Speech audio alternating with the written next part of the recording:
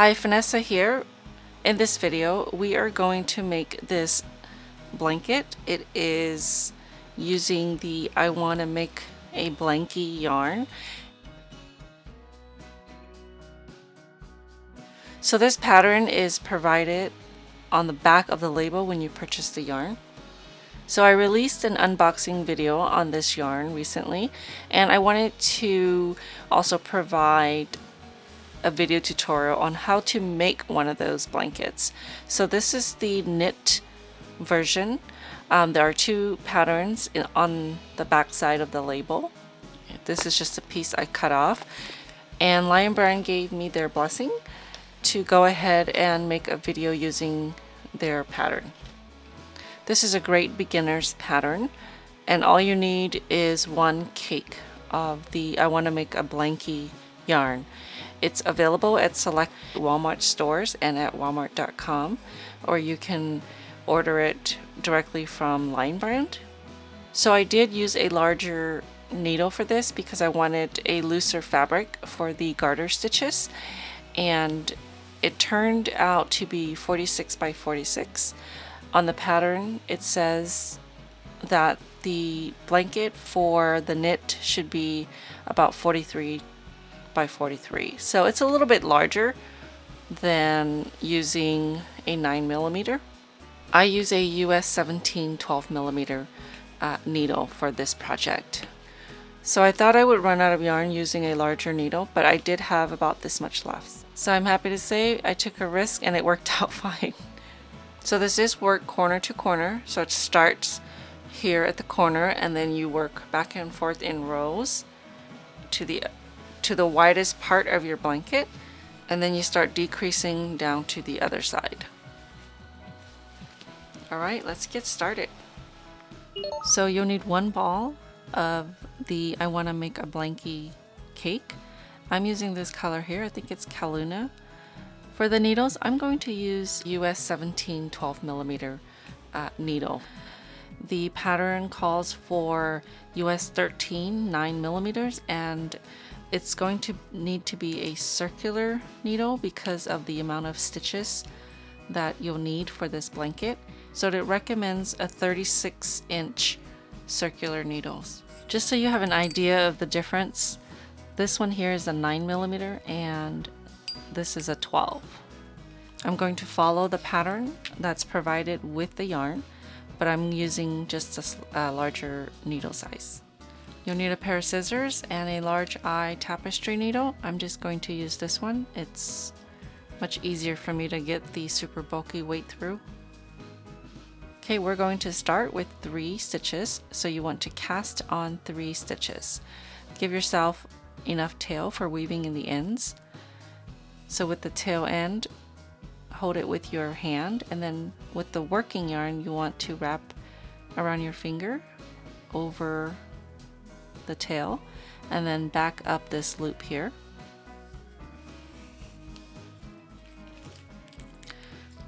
So this loop is going to count as your first stitch. You want to insert your fingers right between the 2 strands and then pull it back. So I'm just going to work a long tail cast on. You can cast on however you like. Under the first strand here where your thumb is, and then over and down on the strand right here where your finger is. And then you're going to come back through this loop and tighten it a little bit. So now you have 2 stitches. You want to cast on one more under your thumb here, over and down, and then pull it right through that loop. Alright, and now the pattern says to knit 1 row. So I'm going to turn my work, and I'm going to knit these 3 stitches. To knit a stitch, you're going to insert your needle through the front loop right here, and then you're going to wrap the yarn around your needle and pull it up and then slide this off your needle. Okay, so just knit your 3 stitches. Now we're ready for row 1. And row 1 is going to be the repeat back and forth until you have 83 stitches on your needles. So row 1 is knit 2, yarn over, and then knit any remaining stitches. So each row you're going to increase 1 stitch. By working that yarn over, you will create additional stitch on your needle. And the yarn over will give you sort of a hole in your work. So it's a decorative edging. So knit 2, 1, 2, and then you're going to yarn over. So to yarn over, you're just wrapping the yarn around your needle. Okay, like that, and that creates that extra stitch. Again, you're just wrapping your yarn around this needle. Basically, you're catching this strand here, and then you want to knit any remaining stitches. For this row, we just have the 1. Turn your work. So we're going to repeat row 1, knit 2, yarn over, and then knit any remaining stitches. Okay, instead of knitting the first stitch of every row, I'm going to slip it so that I have a nicer edge. And I know that you can't really tell with this yarn, but when I knitted a sample earlier, I didn't like the way it looked. So I'm going to slip the first stitch as if to knit. Without working it, I'm just going to slide it right off. So that still counts as your first stitch. So that's 1, your second stitch, 2, and now we're going to yarn over. Okay, again, around your needle. If you knit traditional, you would just take your working yarn and wrap it around your needle, and then knit your next stitch.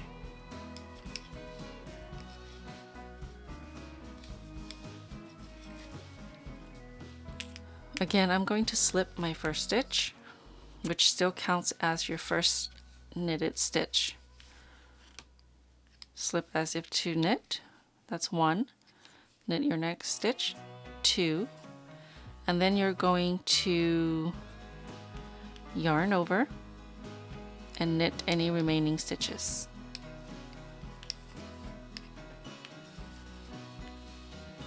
Turn your work, and then you repeat that all over again. 1, 2, yarn over, and then knit remaining stitches. So go ahead and repeat row 1 until you have 86 stitches on your needles, and then we will start our decrease.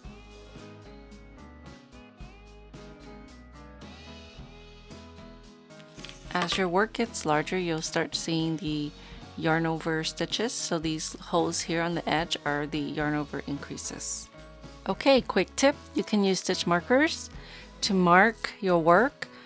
When it gets too big, I just got really tired of counting my stitches, so I marked every 10th stitch, and then that way it's easier for me to count by tens and figure out how many stitches I have. Once you have 86 stitches on your needle, you're going to start the decrease rows.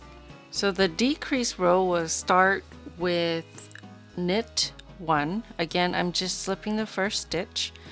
Now you're going to knit 2 together. So these 2 stitches, you're going to knit both of them at the same time. That's a decrease stitch. So you're going to insert your needle through both loops and then knit those 2 together. Now you want to yarn over and knit 2 together again, okay? So going through both loops, you want to knit both loops together. Now you want to just knit all the way to the end. So the reason why we work knit 2 together twice is when we work the first decrease, we decrease 1 stitch. However, when we do the yarn over, we are adding another stitch, so we have to decrease it again. But we want to keep consistent with the increases where there's a hole, so we have to work that yarn over as well. So that just helps you maintain your stitch count. So I'm going to knit all the way to the end.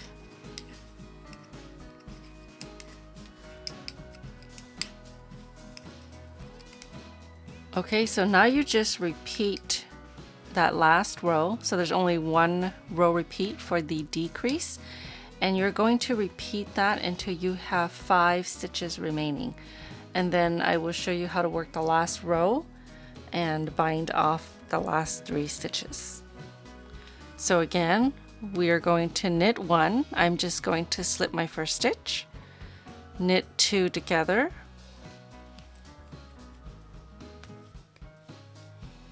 yarn over, and then knit 2 together again. So now we're going to knit the remaining stitches on the needle.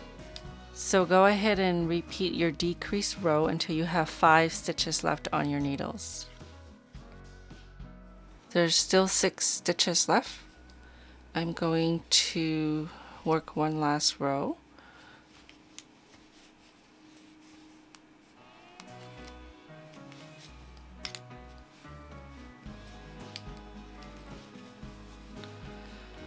So your last row here, knit 1, knit 2 together, and knit 2 together. Knit 1, knit 2 together, and then knit 2 together. Now we're going to bind off the remaining 3 stitches. So to bind off, you want to knit the first stitch and then knit the second stitch. Now grab the first stitch here and pass it over the stitch you just knitted. So we're going to knit this last stitch and then pass this stitch over this one. Now I'm going to cut a tail just enough for me to weave it in. And I'm going to insert the tail into the loop and pull it tight. Now I'm going to grab my tapestry needle, and then I'm just going to weave in the ends.